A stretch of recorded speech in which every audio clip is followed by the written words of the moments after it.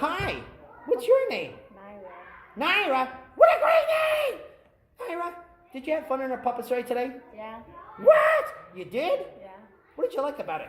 I'm being that big spirit. What? You were a big spirit? Yeah. Well, you're a tall person. Holy!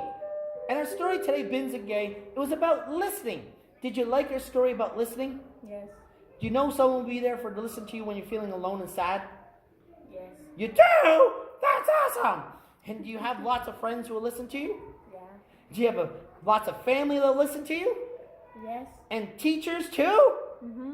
Awesome! That is great! I am glad you have lots of people who listen to you. And today's story was all about listening. Bizindaage is about listening and helping each other when we're feeling alone and sad. To let someone know that there's someone for us. Do you think that's an important idea? Yes. You're very smart. High five. Sweet.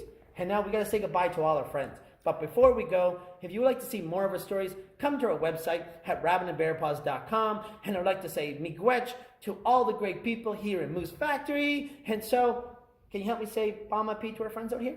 Bama P. Bama P! Bama P! Bama P! And we're out.